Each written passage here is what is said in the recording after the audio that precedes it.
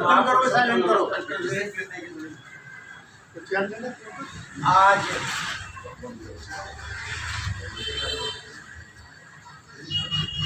हर महीने की तरह होने वाली बहुजन समाज पार्टी की मासिक मीटिंग में हमारे साथ मंच पर बैठे हुए देश के विभिन्न प्रांतों में कोऑर्डिनेट कर रहे वर्तमान में उड़ीसा पश्चिम बंगाल के प्रभारी और उत्तर प्रदेश की उच्च सदन विधान परिषद के सदस्य रहे भाई अतल सिंह जी, उनके साथ बैठे हुए पश्चिम बंगाल राज्य के प्रदेश सभापति भाई मनोज हावलादार जी, इधर अभी जैसा कि घोषणा की गई है जोन नंबर 4 के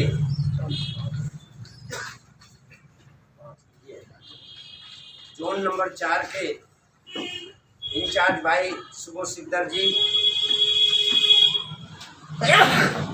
जोन नंबर 2 के भाई अचिंतो विश्वास जी, जोन नंबर 1 के भाई अनिल रॉय जी, उनके साथ सहयोग में प्रणव हंदर जी, जोन 3 के भाई ज्योतिर्मय राय जी, रॉय जी, और इस मीटिंग में उपस्थित विभिन्न जिलों के सभी सम्मानित जिलाध्यक्षगण, क्योंकि अब स्टेट कोऑर्डिनेटर का तो पद समाप्त कर दिया गया है लोकल में, बाहर का जो आएगा उसको प्रभारी का पद दिया गया है। उसमें हम 2 साथी हैं, भाई अतल सिंह राव जी और मैं सेंटर की तरफ से। और यहाँ पर अब जो 29 तारीख में मीटिंग हुई थी, सभी देश के विभिन्न प्रांतों के सभी स्टेट प्रेसिडेंट और स्टेट कोऑर्डिनेटर को लेकर, उसमें जो बहन जी ने विस्तार से समझाया था और नया संगठन का ढांचा तैयार करके दिया था, उसमें समझाया गया, बताया गया कि अब कोई लोकल में स्टेट कोऑर्डिनेटर नहीं होगा और प्रदेश को संख्या के हिसाब से जोनों में बांटा जाएगा। उसी के तहत राज्य सभापति जी ने इस स्टेट को 5 जोन में बांटा है, जिसमें नंबर 1 जोन को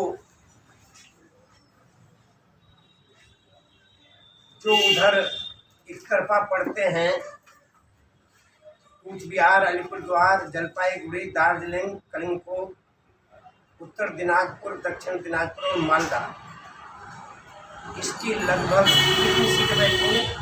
8 पार्लियामेंट और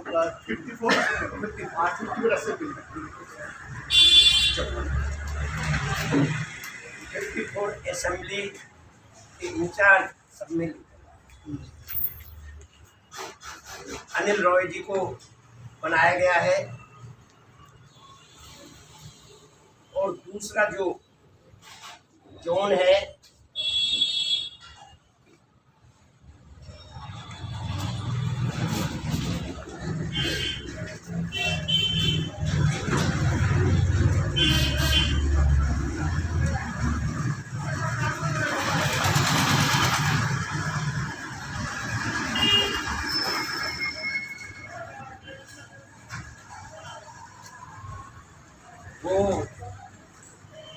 उस जोन को देख रहे हैं अचिंत विश्वास, उनके पास 66 असेंबली हैं। और जोन नंबर 3 को ज्योतिर्मय रॉय देख रहे हैं, उनके पास 62 असेंबली हैं। और जोन नंबर 4 जिसको सुबोध सिकदर जी देखेंगे, उनके पास 63 असेंबली हैं। और नंबर 5 में 49 है, जो मेरे बाद में ये आपस में तालमेल करके जिसको भी बनाना है बना देंगे। फिलहाल गौतम राय जी को स्टेज किया गया है, बाद में सलाह मशवरा के बाद ये तैयार करके नाम घोषित कर देंगे। और उसके बाद बहन जी ने आदेश दिया है कि जिस जोन में जितनी विधानसभा होंगी या जिस जिले में जितनी विधानसभा होंगी, क्योंकि जिले भी दिए गए हैं, जैसे जिले में 10 विधानसभा हैं तो उस जिले में 10 जिला प्रभारी होंगे, जो जिला अध्यक्ष के नेतृत्व में उधर काम देखेंगे। और हर विधानसभा को एक जिला प्रभारी रोज वहां पर लोगों के बीच में जाएगा और पोलिंग बूथ पर कमेटी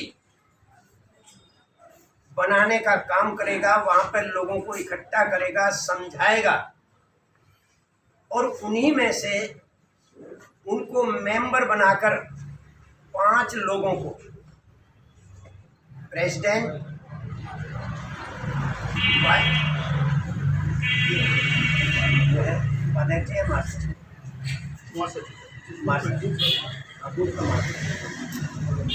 अध्यक्ष और महासचिव के साथ 3 सचिव, इस तरह से 5 लोगों को तैयार करके उनको मेंबर बनाएगा। और उसके बाद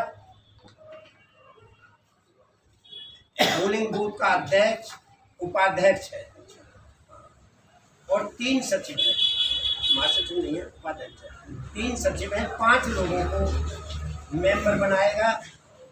और उसके बाद पार्टी को सहयोग देने के लिए जो अन्य लोगों ने सुना है, उन लोगों से अपील करेगा कि भाई पार्टी को मजबूत बनाने के लिए, क्योंकि हमारी पार्टी किसी धन्ना सेठ से, किसी पूंजीपति से कोई चंदा नहीं लेती।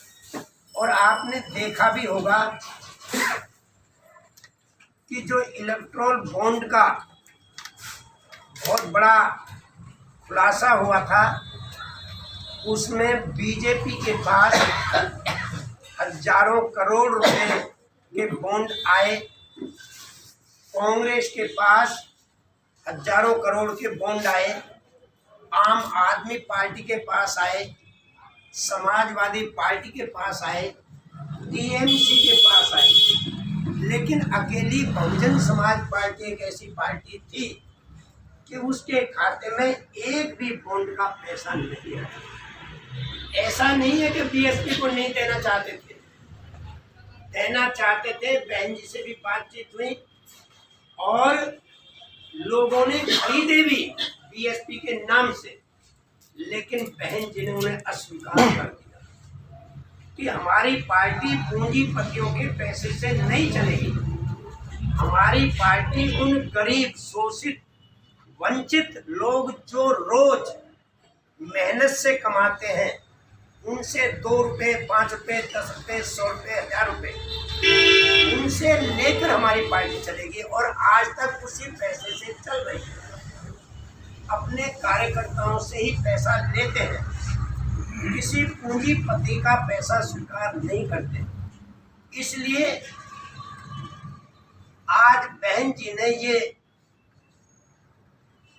निर्देश दिया कि आप जाओ समाज के बीच में, समाज देने वाला है, लेकिन कांग्रेस, बीजेपी, अन्य पार्टी के लोगों ने इस समाज को भिखमंगा बना दिया। जो समाज देता है उस समाज को इलेक्शन के 15 दिनों में सब ने कहा कि हम तुम्हें 2100 रुपये देंगे, हम तुम्हें 2500 देंगे, 5000 देंगे, हम तुम्हें 5 किलो राशन देंगे। क्या ये गरीब समाज इस लायक ही रह गया है? इसके हो कोई भी है, वे सब के सब अपने पेट और अपने मकान और अपने बच्चों के लिए पढ़ाई की है, किसी ने भी समाज के लिए पढ़ाई नहीं की। और बाबा साहब चाहते थे कि मेरा समाज पढ़ लिख कर ये समाज के लिए जीवन यापन करे, लेकिन कोई समाज के लिए नहीं करता, सब अपने लिए करते हैं। फिर भी पढ़ने का ये फायदा हुआ कि कुछ लोगों में ज्ञान पैदा हुआ, उन्होंने इतिहास पढ़ा। और बहन जी ने कहा भी था, जिस समाज का इतिहास नहीं होता वो समाज कभी शासक नहीं बन सकता। अगर समाज को शासक बनना है तो उसे अपना इतिहास पढ़ना पड़ेगा। तो कुछ लोगों ने इतिहास पढ़ा और उस इतिहास के मुताबिक देखा कि हम तो यहाँ के राजा थे, हमको आज गुलाम बनाया गया है। तो उन्होंने आवाज उठानी शुरू की। बाबा साहब डॉक्टर अम्बेडकर ने हमको लोकतंत्र इसलिए दिया था कि हमारे समाज के पास कोई रानी नहीं है जिसके पेट से राजा पैदा हो जाएगा, हमारे समाज के पास हथियार नहीं है जो ये हथियारों के बल पे लड़ाई लड़के शासक बन जाएंगे। तो मेरा समाज कभी शासक नहीं बन पाएगा। तब उन्होंने अंग्रेजों से मिलकर उनसे कहा कि आपको मेरे देश में शासन करते हुए 150 वर्ष हो गए, लेकिन जो शासन व्यवस्था तुम्हारे लंदन में चल रही है वैसी शासन व्यवस्था मेरे देश में क्यों नहीं है। तब अंग्रेज ने बाबा साहब की बात मानकर इस देश में लोकतंत्र स्थापित करने के लिए सबसे पहले 1919 में इंडिया इंडिपेंडेंट एक्ट बनाया।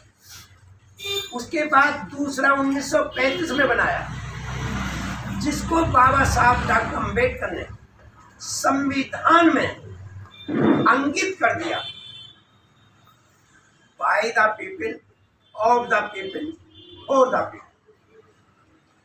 जनता के द्वारा, जनता का राज, जनता के लिए, बीच में और किसी का हस्तक्षेप नहीं होगा। जनता ही मालिक होगी, जनता ही बनाएगी, जनता के लिए बनेगा। और उसका प्रतिनिधित्व करने के लिए उन्होंने एक चैनल बनाया। इस देश के अंदर हर व्यक्ति को एक वोट का अधिकार दिया। ये कांग्रेस के लोग, बीजेपी के लोग या अन्य लोग जो उस समय के थे, ये नहीं चाहते थे कि इस देश के अनपढ़ लोगों को वोट का अधिकार मिले। वो नहीं चाहते थे इस देश के अंदर महिलाओं को वोट का अधिकार मिले। वो नहीं चाहते थे इस देश के अंदर मुस्लिम समाज को वोट का अधिकार मिले। लेकिन बाबा साहब ने सबको हड़काया। इन साधु सन्यासियों ने बाबा साहब का कितना तगड़ा विरोध किया था उस समय। हम और आपको पता नहीं है किन परिस्थितियों में रात दिन जाग जाग कर एक एक लाइन, एक एक शब्द को लेकर संविधान में व्यवस्था दी और उन्होंने मुंह तोड़ जवाब दिया कि तुमने इस देश के बहुजन समाज को पढ़ने कब दिया है? तुमने तो लिख दिया मनुस्मृति में। अगर ये पढ़ने की कोशिश करें तो इनकी जीभ काट दो, अगर ये सुनने की कोशिश करें तो इनके कान में शीशा पिघला करके डाल। हजारों साल जब तुमने पढ़ने नहीं दिया तो इनमें हाई स्कूल मैट्रिक पास कहाँ से आएंगे? महिलाओं को तुमने कभी घर के बाहर नहीं निकलने दिया, घर के अंदर कैद करके रखा। तो इनका अधिकार क्यों छीनना चाहते हो? जिन मुसलमानों को पाकिस्तान से प्यार तो पाकिस्तान चले गए, जिनको भारत से प्यार है उनका अधिकार क्यों छीनना चाहते हो? बाबा साहब ने कहा मेरा कहना है इस देश के अंदर जिसने जन्म लिया है, चाहे पढ़ा लिखा है चाहे अनपढ़ है, जमीन वाला है चाहे बेजमीन वाला है, हिंदू है चाहे मुसलमान है, महिला है चाहे पुरुष है, उन सबको वोट का अधिकार होगा जिन्होंने इस देश में जन्म लिया है और 18 साल की उम्र पूरी कर ली। आज तो इस बहुजन समाज के लोगों को, इस देश की महिलाओं को, इस देश के मुसलमानों को जो वोट का अधिकार मिला है, ये कांग्रेस की देन नहीं है, ये मनुवादियों की देन नहीं है, ये देन बाबा साहब डॉक्टर अम्बेडकर। इसलिए बाबा साहब चाहते थे कि ये लोग अपने वोट का इस्तेमाल करके शासक बन सकते हैं, क्योंकि संख्या इनकी ज्यादा है। 100 में से 85 संख्या इन लोगों की है। अगर इनमें भाईचारा हो जाएगा तो ये एक दिन शासक बन जाएगा। और उसके लिए उन्होंने 6743 जातियों में बटे हुए समाज को 3 शेड्यूल में इकट्ठा कर दिया। पहला शेड्यूल बनाया उन्होंने, आज के बाद कोई आदमी इन शब्दों का इस्तेमाल नहीं करेगा, इन जातियों का नाम लेकर संबोधित नहीं करेगा। धोबी, खटी, कोरी, वाल्मीकि, चमार, डोम, गाना, पाना, घासी, हाटी, मेघवाल, बैगर, बलाई, बैरवा, नमो शूद्राज। क्या कहेंगे? हम शेड्यूल कास्ट के लोग, हम अनुसूचित जाति के लोग हैं। कितने लोग कहेंगे? 15%। 1500 जातियों को एक जगह इकट्ठा कर, 750 जातियों को इकट्ठा करके उनसे कहा कि आज के बाद तुम भील, मीणा, नायक, ग्रासिया नहीं कहोगे। क्या कहोगे? हम शेड्यूल्ड ट्राइब्स के लोग, अनुसूचित जनजाति के लोग। और बाकी जातियों को इकट्ठा करके उनसे कहा कि आज के बाद तुम ये नहीं कहोगे नाई, गलिया, कुम्हार, धीमर, अहीर, गुजर, जाट, कुर्मी, हुंडाई। क्या कहोगे? हम ओबीसी के लोग हैं। ऐसा क्यों करवाया था बाबा साहब ने? बाबा साहब जानते थे कि अगर ये समाज जातियों में बटा हुआ रहा है तो ये कभी बहुमत में नहीं आएगा, ये आपस में लड़ते रहेंगे और इनकी लड़ाई का फायदा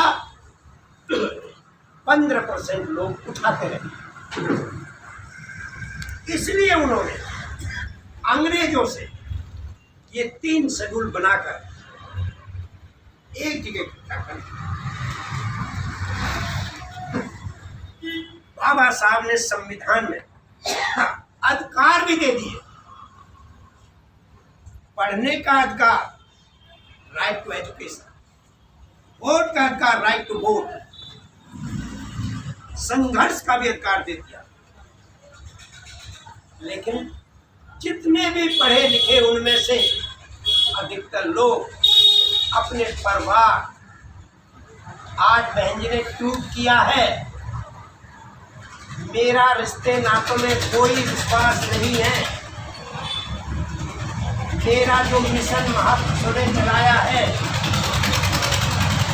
जो फूले साहू महाराज ने चलाया है, जिसको बाबा साहब ने आगे बढ़ाया, जिसको मानवर कांचीराम साहब ने आगे बढ़ाया, और जिन्होंने मेरे ऊपर विश्वास करके मुझे उत्तराधिकारी बनाया, मैं उससे टस से मस नहीं हो सकती।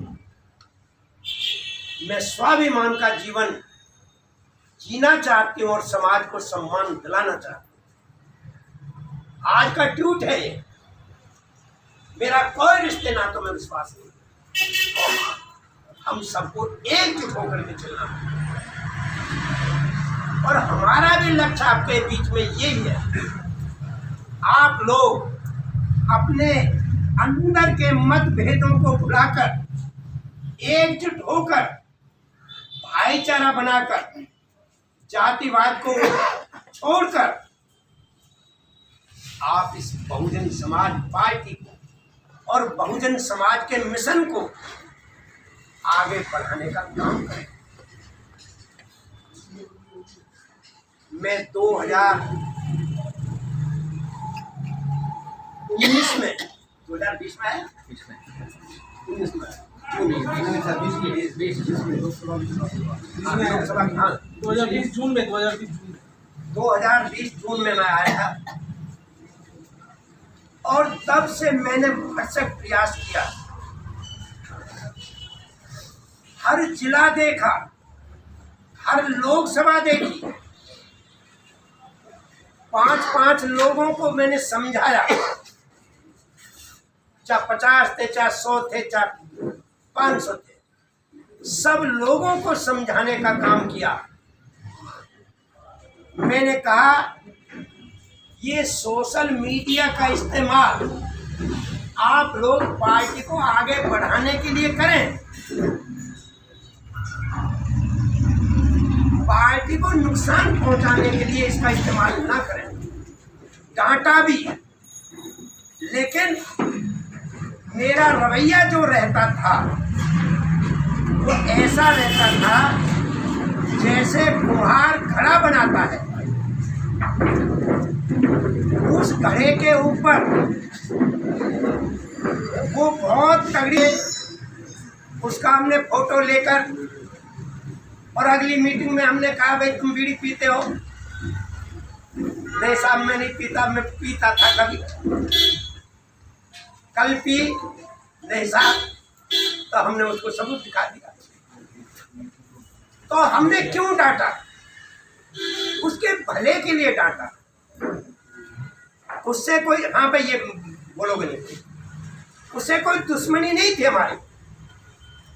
गौतम राय को हमेशा समझाया कि उल्टे सीधे आप व्हाट्सएप पे, सोशल मीडिया पर ये एक्टिविटी ना करें। कोई हमारी दुश्मनी तो थी नहीं कि हमारा कुछ ले रहे हो, हमारा कुछ नुकसान कर रहे हो, लेकिन मिशन को नुकसान नहीं होना चाहिए, पार्टी को नुकसान नहीं होना चाहिए। और इसी बात को देखते हुए हमने सोचा कि हम सब मिल करके इस काम को आगे बढ़ाएंगे। सब दिल में से निकाल दिया, लेकिन हमने कह दिया अध्यक्ष जी से कि कोई बात नहीं है, तुम जो पार्टी के हित के लिए, पार्टी का नुकसान ना, ऐसा काम मत करो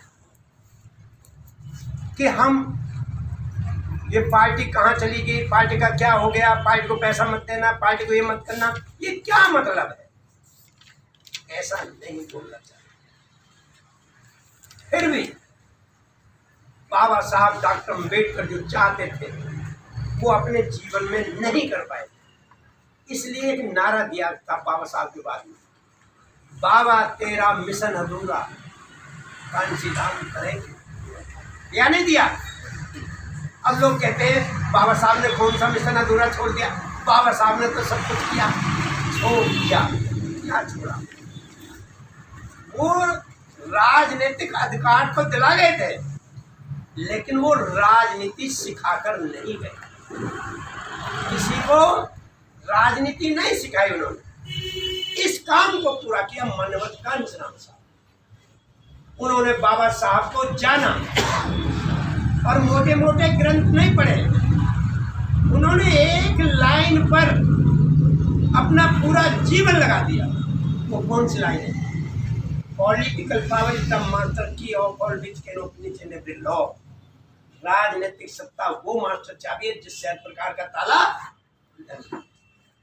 हम रोज चिल्ला रहे हैं पर तुम पे कोई असर नहीं। तुम रोज नए नए सवाल हमारे सामने ले आते, बहन जी ये नहीं कर रहे, बहन जी वो नहीं कर रहे, बहन जी सीबीआई से डर गए, बहन जी एडी से डर रहे, बहन जी घर से बाहर नहीं निकल रहे। रोज तरह तरह से हम पर बौछार होती है सवालों की, हम जवाब देते देते थक जाते हैं। 5 साल में इन्हीं का जवाब दिया, 20 में, 21 में, 22 में, 23 में, 24 में, 25 में, 6 साल हो गए। आखिरकार वो दिन भी आ गया जब हमारी यहाँ से छुट्टी हो गई, बंगाल छोड़ दिया भाई। हमें बड़ी खुशी हुई, पीछा छूटा। लेकिन अब फिर बहन जी ने कहा नहीं भाई, तुमको वहीं जाना है। बोल ठीक बहन, चले जाएंगे, हमारे साथ ये भी मारेंगे।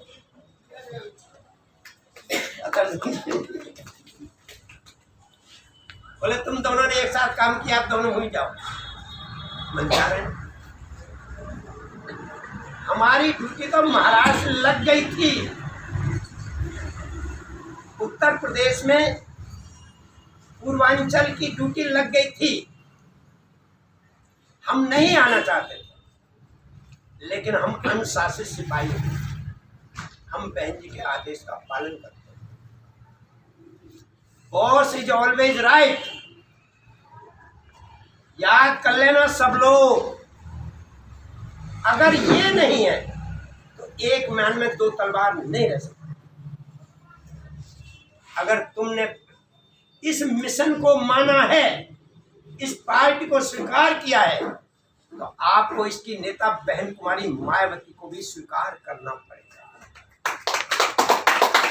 जैसा हम कहते हैं हर मीटिंग में, बहुजन समाज पार्टी के राष्ट्रीय अध्यक्ष, उत्तर प्रदेश में 4 बार मुख्यमंत्री आदरणीय बहन कुमारी मायावती जी को अपना आदर्श नेता माना। हमें ये मानना ही पड़ेगा। और सवाल कोई बात नहीं है, जो भी आप सवाल करो, करना चाहिए, मैं मना नहीं करता। लेकिन जो सवाल कर रहे हो उसका जवाब तुम्हारे पास है। तुम जानबूझ करके ऊपर के नेतृत्व को परेशान करना चाहते हो, क्योंकि जो लोग तुमसे ऐसी बात करते हैं उन लोगों की सोच नेगेटिव है, पॉजिटिव नहीं है। आप सबको अपनी सोच पॉजिटिव बनानी पड़ेगी। क्या बनानी पड़ेगी? हमारा घर बहुजन समाज पार्टी है, इस घर के अलावा हमारा कोई रक्षक नहीं है। कांग्रेस, बीजेपी, आम आदमी पार्टी, टीएमसी, ये हमारी पार्टी नहीं हो सकती। हम कितना इनको वोट दे लें, ये कभी हमारे इसकी बात नहीं करेंगे। और हम भले ही वोट ना दें बीएसपी को, लेकिन अगर सरकार बनी तो बहन जी ने नारा दिया, सर्व जन समाज का हित हो। सर्व समाज के सम्मान में बीएसपी मैदान